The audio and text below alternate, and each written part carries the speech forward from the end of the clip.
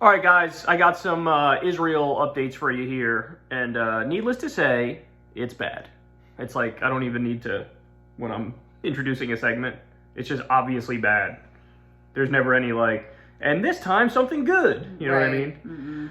All right, so let's run through this. First, we'll start with this in the Jerusalem Post. What is he, the defense minister? Yeah, Yoav Yeah, Gallant. Defense Minister Yoav Gallant of Israel basically came out and said, we're in a multi-front war and none of Israel's enemies are safe.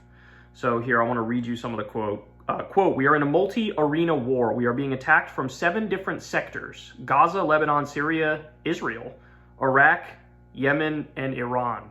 Gallant told the Foreign Affairs and Defense Committee, we have already reacted and acted in 6 of these decrees, and I say here in the most explicit way, anyone who acts against us is a potential target. There is no immunity for anyone. The state of Israel will know what to do. The security system is being prepared. The reality in which we are attacked and we are restrained is correct according to our judgment, and the results in Gaza are seen and understood by everyone. Those who see them in particular are Hamas, Iran, and Hezbollah. So, kind of hilarious, the idea that it's like defensive. That's kind of how he's framing it. Yeah. That it's defensive.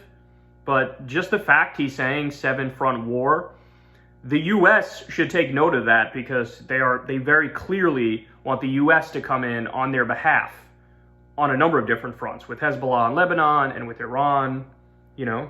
Well, and this comes right at the same time as Israel almost certainly assassinated that top Iranian general. That was the time period when he was making these comments about how they're already fighting on all of these variety of fronts, 6 out of the 7 fronts. Well, there must be actions being taken in some of these arenas that we don't even know about. But it stands to reason that, when he's talking about action being taken on these fronts, including Iran, that assassination was likely one of them. And then the other thing that I always think about is early on, very quickly after Israel started their assault on Gaza, they started preparing the ground for not just the skirmishes we've already seen between Israel and Hezbollah, but a more fulsome war against Hezbollah. They've been laying the groundwork in terms of signing some UN resolution, as if they care about any UN resolution that doesn't serve their end, saying, oh, Hezbollah is in violation of this, putting that down as a trial balloon. Oh, now international law matters. Wow. Right, exactly. And then at another point, I think it might have been Yoav Gallant as well. It might have been Netanyahu, I'm not sure. But a high-level official had said also that after the war with Hamas, then we're turning to Hezbollah, and that can't be the next reality. And the way that they're trying to frame this to the population is sure, it wasn't Hezbollah that attacked us on October 7th, but next time it could be. And that's why we have to wage an all-out war. And remember when they said basically we could turn southern Lebanon or we could turn Beirut into Gaza, effectively threatening the civilian population there with a similar level of just atrocities and devastation. Yeah, and a total green light from the U.S. as Israel ramps up the belligerence. So I also have this UN special, how do you say that word? Rapporteur? Rapporteur is how you say that? I believe so. UN Special Rapporteur on Human Rights of Internally Displaced Persons correctly accuses Israel of working to expel civilian population of Gaza, and CNN reports it as mere allegation without mentioning Netanyahu explicitly said this. This is his goal just yesterday. So this is a tweet from Adam Johnson. He also wrote an article about this, which I highly recommend, because what he does is he goes through the way that Netanyahu and Israeli officials are discussing their plans for Gaza after the war compared to the way it's discussed in U.S. media. And the fact of the matter is, Israel's ethnic cleansing. Let's do an ethnic cleansing. Let's, forcibly transfer them and voluntarily transfer them. And there's no discussion in U.S. media about, so you're literally just saying you're going to do ethnic cleansing. Your plan is ethnic cleansing. In fact, there's all this kabuki theater about, well, Biden really wants a 2-state solution, and maybe they're going to work towards that. Yeah, that's right. It's not even they don't acknowledge it. They have this whole fake conversation about oh, Biden wants the Palestinian Authority, and they just won't say what they want for the day after. It's no, they're saying it loud and clear multiple times. How many reports do you need to come out? You had the trial balloon floated that came out from that Israeli government ministry, laying out 3 different options and saying very clearly, the one in which we push everybody into the Sinai, that's the one that we like the most. You have the report about Netanyahu talking about thinning out the population. You have the bipartisan, apparently supported plan being floated here of using our aid dollars to compel regional countries, including Egypt, to accept hundreds of thousands of refugees. Oh, and by the way, Ryan Grimm noted this. There was a line item passed or requested from the Biden administration for refugee resettlement of both Ukrainians and Palestinians. You've had so many instances where they just say it outright. Top Likud party officials writing pieces for, Western media outlets saying, here's my plan, quote unquote, voluntary migration, and celebrating that 83% of Jewish Israelis are on board with this idea. 68% extremely on board with that idea. And yet somehow we're still playing like, oh, we have no idea what they want. How could we possibly say what they want? I think they're just not even thinking about the day after. It's so utterly absurd. And when you have the political class in Israel and clearly the overwhelming majority of Israelis pushing in this direction, it's so like, the plan that they laid out is being executed. We're going to make Gaza uninhabitable, and then we're going to use this totally Orwellian language about how it's the humanitarian option to force these people permanently out of their homes. And they're well on their way to it. They are well on their way to doing it. And here's the craziest part. That idea of ethnically cleansing Gaza, that is like the left flank position in Israel. The right flank position is, let's nuke Gaza, which a number of government officials floated. Or they just come out and say, there are literally no civilians there, and I'm okay with genocide. Yeah. Kill the women, kill the children, kill the babies, we don't care, do that. That's the right flank position. The left flank position is like, let's be humanitarian and let them get out. Yeah, and that's scary, man. It's scary that that's like let's the destroy breakdown Gaza of it. and push them out of the area permanently. So let me give you this. Israel is going to stop granting automatic visas to UN employees because they say UN agencies have been complicit partners in the tactics of Hamas. Yeah, because everybody's Hamas. I mean, the premature babies, they're Hamas. It's comical at this point, right? The hospital workers, the hospitals themselves are Hamas. I mean, it is totally comical. That and the everything is anti-Semitism is just like a caricature. Think if any U.S. enemy state acted like this towards the international community, like think of what our reaction would be. If Russia was doing this, is like forget about the most it. rogue terror state of all time. And by the way, it'd be correct. But since they're our ally, it's like you would like the Biden administration won't even react to this. No. Won't even say like, no, that's wrong. It won't even like get covered in Western media. And it's just ignored like all the various groups that are in favor of the ceasefire, whether it's like Doctors Without Borders or Amnesty International or the UN or whatever, Human Rights Watch. Like you go down the list, like every single group's like ceasefire now. This is insane. All these civilians are dying, and it's not even like addressed by U.S. leadership. That's right. And Israeli propagandists or pro-Israel propagandists will just say any group that says they're violating human rights or they're committing war crimes or the occupation is illegal. Any group that says anything they don't like, it's just like they're Hamas, they're anti-Semitic, and we can just dismiss them. And it doesn't matter who it is, but if they say something that you don't like, you don't have to deal with the facts or the evidence. You just dismiss them as pro-Hamas or anti-Semitic, and that's it. End of story. So an Iranian Revolutionary Guard Council official said that if Israel attacks on Iranian soil, that Tel Aviv will be wiped off the map. So, I mean, that sounds really bad, but at the same time, my takeaway from this is like they're doing the huffing and puffing because Israel just took out one of their top commanders, and now they're attempting to be like, well, if they go any further, then we'll react. So it's almost like, you know, there was that potential cyber attack that hit Israel. Maybe that was Iran. We don't know. Yeah. Right? But, like, what moves do they have? I think they know that if they actually are in direct conflict in any way, shape, or form, if they do anything, it will be spun as if that's offensive and not defensive, and then the U.S. hops in, and then... But, like, it's crazy. Israel gets away with everything, and if Iran sneezes, it's like...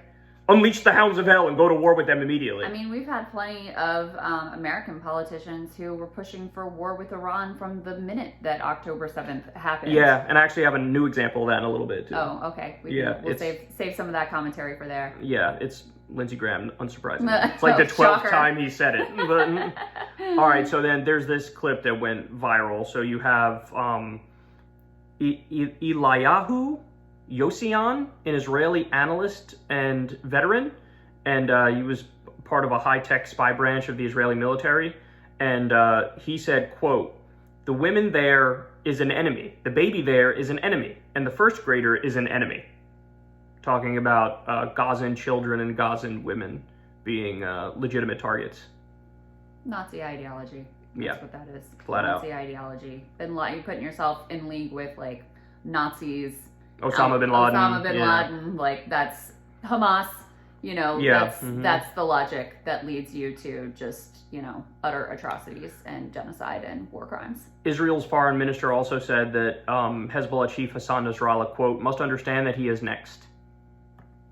So again, belligerent, chest thumping. Next for what, since they haven't successfully taken out any top Hamas leadership? Yeah, true. That's true. There was this that also went viral. An Israeli school principal shared a Haaretz article on Facebook that said, quote, "We are not shown the consequences of the IDF actions in Gaza." And then Israeli media, politicians, and celebrities went absolutely nuts, and there was an angry crowd that was like belligerent to her. And just total far-right thug riot type reaction to somebody basically saying the bare minimum, which is like, hey, you know, Palestinian civilians, we should be like a little careful or something. Not acceptable. Yeah, well, and you can't even say it's far-right. Yeah, I know. I mean, in terms of the Israeli political context, I think this is an incredibly mainstream sentiment. And, you know, people have been getting arrested for benign Facebook posts or, you know, Telegram posts or whatever. So it's just the population is worked up to an absolute fever pitch. Yeah, you can't even say, I think this is going to make Hamas stronger. I think it's going to triple or quadruple Hamas membership. Like, you can't even make a strategic and tactical point of disagreement. Yeah. You know what I'm saying? Yeah, well, remember the Israeli government was threatening Haaretz for, like, daring to do some decent, honest reporting. Still with a very, like, pro-Israeli bias, but some, you know, important reporting that they have been able to put out, and the Israeli government was threatening them. And this is supposed to be the only democracy in the Middle East. Yeah. They share our values. They're fighting for Western values and, you know, civilization against barbarism. Meanwhile, it's a frickin' police state where you can't express any dissent. People have gotten arrested. They've gotten arrested for just posting stuff on social media that's not 100% on board with what the IDF is doing. Mm-hmm. All right, so this one was interesting. This is also in Haaretz. Israeli forces raided 9 money exchange branches in the West Bank, so not in Gaza, arresting 21 Palestinians suspected of transferring money to Hamas and Islamic Jihad. So I saw another, I think the numbers, it's almost $3 million that they took. But, you know, of course, the Israeli side is saying, oh, this is all for terrorism and Hamas and Islamic Jihad. But the Palestinian side is saying there's absolutely no evidence of that whatsoever. And this is at the exact same time that the rest of the West Bank is being put through hell. The illegal settlers have been running rampant since October 7th, even though, you know, the Palestinian Authority, Fatah, the people in the West Bank, they had nothing to do with October 7th, but there's been a hell of a lot more violence towards Palestinians in the West Bank since then. There's been a lot more illegal settler activity. There's been a lot of illegal detentions where people have been tortured and things of that nature. So, you know, my default assumption is that it's probably the IDF is lying about this. I mean, you have to assume everything they say is a lie at this point. Like, there's no reason to take anything that they say at face value. And even before October 7th, this was an incredibly deadly year in the West Bank, which is why it really pisses me off when they use this propaganda line of like, well, there was a ceasefire in effect on October 6th. It's like, really? Based on what? Because there were a lot of Palestinians who were getting murdered this year that no one seemed to care about whatsoever. In addition, there's a massive economic crisis in the West Bank because Palestinians who have jobs as like day laborers in Israel, all of that has been cut off. And apparently, allegedly, Biden and Netanyahu had a tough conversation over this. The Israeli government is withholding tax revenue that is rightly owed to the Palestinian Authority. And so they were already in financial crisis. So obviously, like, you know, the violence is the most noteworthy part and the most horrifying part. But there's a massive economic crisis unfolding in the West Bank as well that is immiserating many, many people there. So also in the West Bank, there was a kindergarten that was destroyed in Naur Shams. I know I'm mispronouncing that. Yeah, this is just one of many examples of things that have been coming out. Then we Like, also how do you have. even wrap your head? I mean, you know, like Well, you that's- read these sentences and you're like, how? Why? But I mean, it really goes to show you there's like this weird disconnection from reality that I feel here in the West, like in the U.S. and with U.S. media, and certainly with the U.S. government. There's this weird like. It's just like out of sight, out of mind type stuff, right? Where it's like we're arming this, we're funding this, every single kind. I mean, I said this to you the other day. Come up with some sort of sick, depraved war crime, just a theoretical one you make up off the top of your head.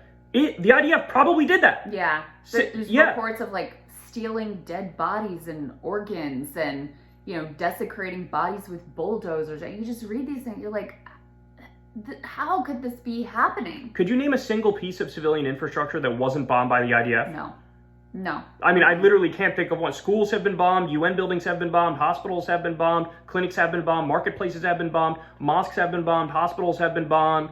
You know, 90% of Gaza is totally displaced. Almost all of northern Gaza is totally wiped out. Like, I can't think of a single thing that they haven't done, but there's this weird lack of urgency. You know what I'm saying? Like, the Palestinians feel it.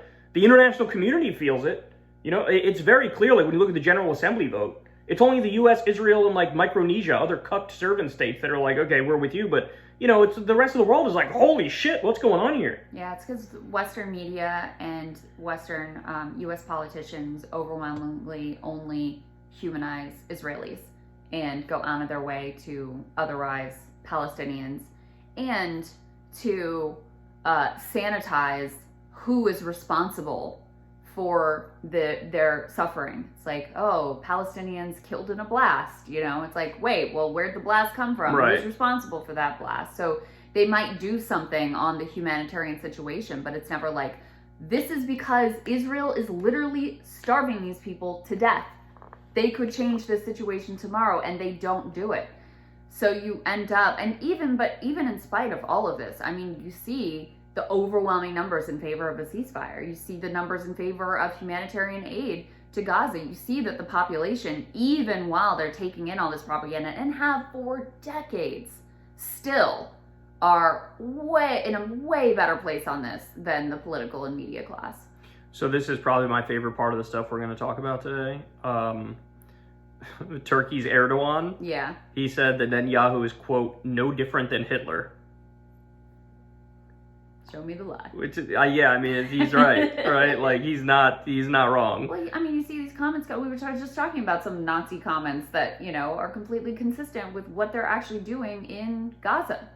So, I don't know. Yeah, it's just funny with Erdogan saying it for a number of reasons. I mean, remember, when we talked about this earlier, I brought up, wait, hold on, wasn't there a time when Erdogan, like, praised Hitler? I can't and believe it's you true. remember that. He gave the example of Hitler as like effective governance. He was like a model of good governance. It's like the people that are like, well, he built the highways. Right. He made that kind of an argument. Kind of a thing. So, and then also Erdogan, everybody knows Erdogan's massively authoritarian in his own respect. He's an Islamist. Right. They treat the Kurds like absolute shit over there. He's not one to like, you know, cheer for.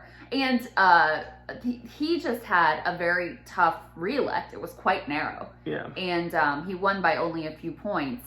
And so it's also very beneficial to him. And you see this with a lot of leaders in the region to really go in hard, rhetorically anyway, on Netanyahu and on Israel. But, you know. Yeah, it makes sense for him politically. Doing anything useful. It makes sense for him politically to say this sort of stuff. But Netanyahu fired back and accused Erdogan of, quote, carrying out a genocide of the Kurds, which is not really that wrong. I mean, you could say it's maybe an overreach. It's a little too sharp a word for that particular conflict, right? Yeah, but he sort of treats them like terrorists. Yes, so Turkey's horrible to the Kurds, but it's also the case that everybody knows the reason Netanyahu's bringing this up is like, no, you're doing the genocide, not me. No, you are. Yeah. You know, and it's like, dude, you can fucking go to Shutupsville because you are the last person who could ever make a case like this. All right, so then we also there's now a super fungus that's been spreading around Gaza as a result of the horrific bombing campaign and the unsanitary conditions, and Lord only knows how hundreds or thousands of people there are per kitchen, per toilet, per sink, and things of that nature. So you also, I mean, with the siege, now you have people literally dying of starvation. I mean, we were talking like 2 or 3 weeks into this, you had people drinking seawater to attempt to survive. Yeah. Right? So this isn't even surprising at this point. And there was even an Israeli soldier who died from getting the super fungus. I was going to say, I think that's the only reason we know about it. Right. Because there was an Israeli soldier who died. He was wounded, and then whatever his wound was infected with this super fungus that they tried to treat, and it was totally treatment resistant. And I think there were 10 other Israeli soldiers in that same in that same group that were suffering with the same thing. So who knows how widespread this is, but yeah, we're pretty much only hearing about it because it's impacting Israelis. So we also have the Iraqi prime minister is now basically saying he wants the U.S. totally out of his country. A lot of people don't even know we're still in Iraq. We are still in Iraq. He's basically like, now we want the U.S. out of Iraq. And of course, this is because, and by the way, this was a total unintended consequence of the U.S. totally signing off on whatever the hell Netanyahu wants to do. Yeah. It's not like our standing was great in the Middle East in the first place, but whatever standing there was, whatever, strands that were left of any sort of credibility are now so far gone and so far out the window. And like, this affects everything else. You know what I'm saying? This affects all other relationships in the region. Like the whole normalization talks with Saudi Arabia, kiss that goodbye, man. There was a poll that was like, 96 or 98% of the population of Saudi Arabia was like, all Arab countries should cut all ties with Israel. And so you see stuff like this, and it's like, of course, this guy's probably under tremendous pressure from his own population. Like, how dare you get these infidels off of our land? Look at what they're doing to Palestinians. Look at who they're arming and who they're funding. You know what I'm saying? Absolutely. Yeah, and that's not to mention, I mean, the fact that we do have service members throughout the region, they are at risk. Because of our support for Israel, running diplomatic cover, shipping weapons, saying, absolutely no red lines. There was a poll of Tunisia, which is considered sort of like, bellwether for the region. And not only the U.S. standing and, favorability towards the U.S. and Biden had fallen off a cliff, anyone who had anything to do with us had also fallen off a cliff. But the number that I remember from that is Biden's approval, which was already not great, was at 6%. 6%. And it was a drop of 30 points since the beginning of this. So you can see, and not only that, so obviously the horror and the immorality of it is the most important piece. But it's also utterly humiliating that, we're trying to get this Red Sea Houthi situation under control. We can't. No one wants to help us. No one wants to be associated with us. It's, for a supposed global superpower, it's sort of pathetic, honestly. Yeah, it's not only bad policy, it's also bad politics. Yeah. And it's not only bad morally, it's bad strategically. That's right. And not to mention how, all these we're really upset with what the Israelis are doing. It's like... Anyway, here's another, 10,000 pounds of bombs and weapons and guns. I don't believe any of that. Of course. I think it's very clear what they're actually doing is they're just trying to buy time for Israel by sounding all these things. Oh, we're working with them. It's going to be better. They're trying to run cover and buy additional time for Israel to continue the horrors. That's what's really going on. But think of the humiliation of if you really have been pushing them to wrap things up and do things differently and stop displacing civilians and let more aid in, and Israel's just like, fuck you the whole time. That's also really humiliating situation for the supposed superpower. And the fact of the matter is, of course, they could end it today if they wanted to. Of course. You're not going to get another penny of aid. You're not going to get a single new bullet. You're not going to get any more guns. You can forget about it. We're going to defund Iron Dome. You could cut it off like that. And I haven't even brought up the obvious things which should happen, which is sanction their punk ass. Sanction the government officials. Sanction Netanyahu. I mean, in a world that made sense, they'd be brought up on war crimes at the International Criminal Court or the International Court of Justice. Absolutely. I mean, that's a no-brainer, right? But they won't even do the bare minimum. And by the way, Israeli officials have now come out and said, oh, we don't feel any pressure at all from Joe Biden. Literally none. We're in lockstep. We know it's PR ass-covering bullshit. We're well aware of that. So go ahead, say whatever you want to say, because we know ultimately we have the green light. Yep.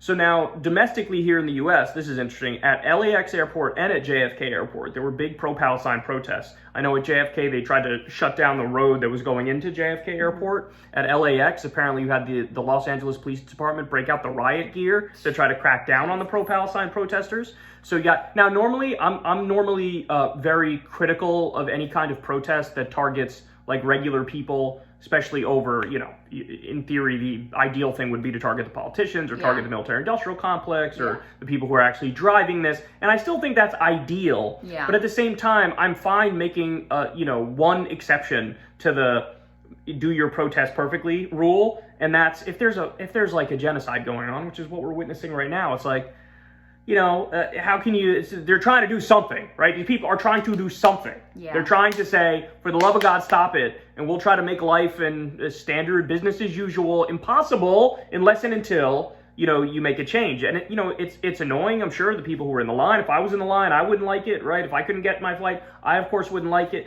But the fact of the matter is, given the weight of this issue, it's like, I feel the same way. Yeah, And it's also like, since we are so directly implicated, it's a reminder, like you're here going about your vacation, flying off to wherever. You can't forget that this is being done in our names with our monies. Like the tax check that you're going to send in here a couple months, like this is what it's going to fund. So I am in favor of anything that keeps this issue in the news, that makes people uncomfortable, that makes them think about what's actually happening on the ground. So I agree with you on this one. So then we also have this. There was one of the Israeli hostages that was released. Her name's Mia Shem. Mm-hmm. She did an interview and she said, quote, "I went through a Holocaust. Everyone there is a terrorist. Entire families are under Hamas. I started asking myself, why am I in a home with a family? Why are there children here? Why is there a wife here?" And this is from Israel Today. So look, my thoughts on this are, if you were a hostage in that situation, right, it's like you've been given license to like hate. You know what I mean? Like if you're in that person's position, it's like, fuck all y'all motherfuckers. But at the same time, that cuts both ways, right? So if you're a Palestinian living in occupied territory and Israel has made your life miserable every single day of your life, you can't control your food, your water, your electricity, there's checkpoints, it's humiliation on a daily basis. In that scenario, it's like, of course the Palestinians are going to hate the Israelis. That's obvious. You have license in that situation. So I actually totally understand why she would say this, where she's coming from. But also, a more important point here is like, these are not the sorts of people we should have determining policy. You don't want people who are filled to the brim with hatred and very one-sided to be the ones who, control how these problems get solved, because they won't get solved. The problems will just get worse if you, feed into the cycle of violence. Something that Norm Finkelstein talks about, and you've probably heard him talk about this as well. His mom in particular, he talks about, her experience surviving the Holocaust and being in a concentration camp, and how forever after, he would never bring up Germans. He would not speak favorably of Germans because he was like, she has a right to hate these people forever. And like, not to whitewash it, not to say it's great, not to say that it's like an enlightened way of being, but she has a right to hate these people. And he says in the same way, Palestinians have a right to hate the people that have locked them in an open air prison, or what he describes as a concentration camp. And so I think it applies also to this poor woman who was held hostage. I'm sure it shouldn't have been, and under unimaginable circumstances. I totally agree, but I'd also say that we need to try to be more objective and try to have cooler heads prevail, right? Because there's going to be no end to the cycle of violence in this sort of scenario. So it's like, was my mom guilty of war crimes for voting for George W. Bush? And then he goes on to do the illegal and offensive war in Iraq, which was illegal, and hundreds of thousands of innocent people. Like, is my mom to blame for that? Well, she shouldn't have voted for Bush, but I don't buy the logic of like, she's directly responsible for it. It's like she didn't really know what she was signing up for. And even when, when you look at the, I'm sure if you look at polls coming out of Palestinian territories, they're like, yeah, fuck all Israelis, right? Like every single one.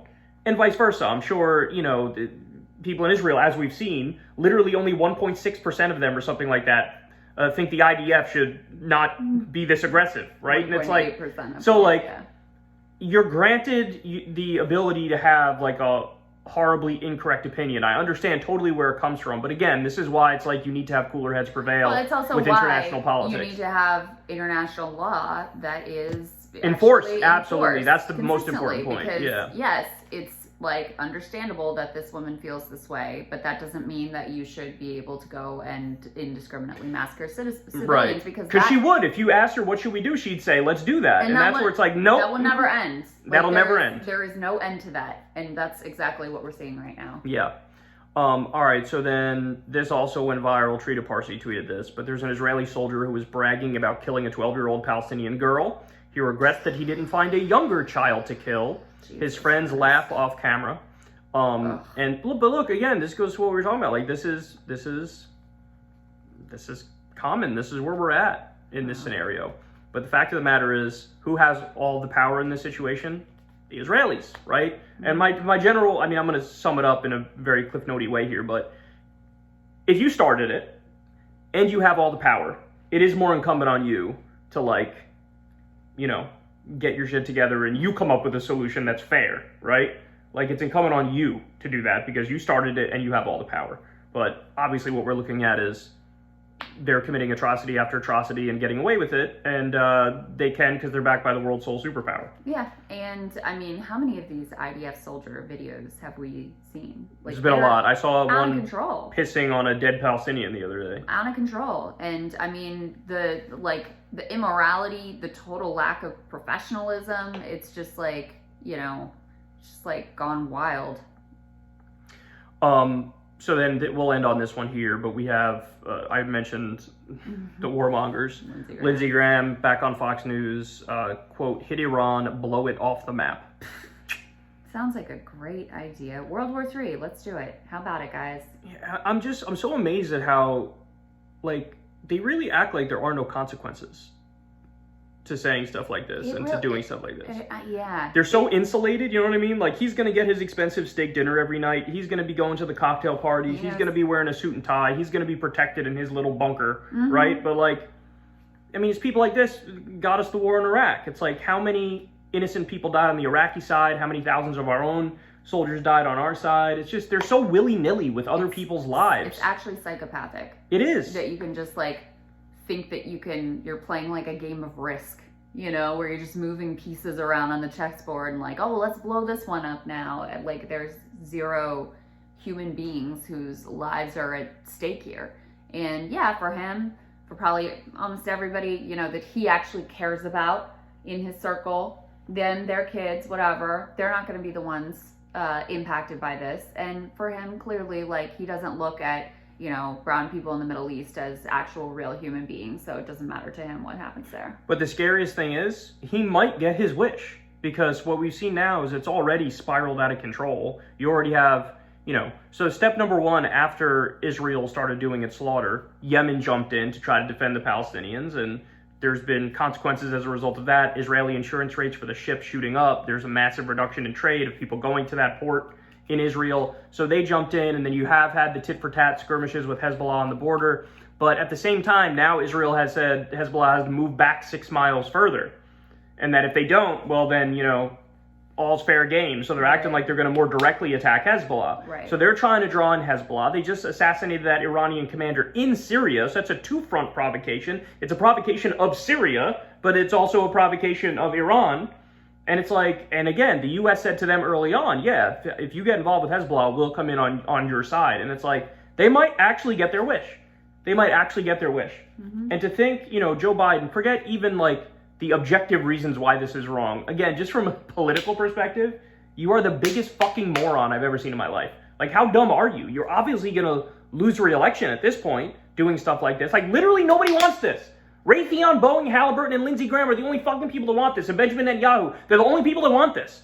You think any average American, right-wing or left-wing, is sitting there like, yes, I'd love to get in a war with Lebanon, Syria, and Iran, all at the exact same time? Let's do it, yeah.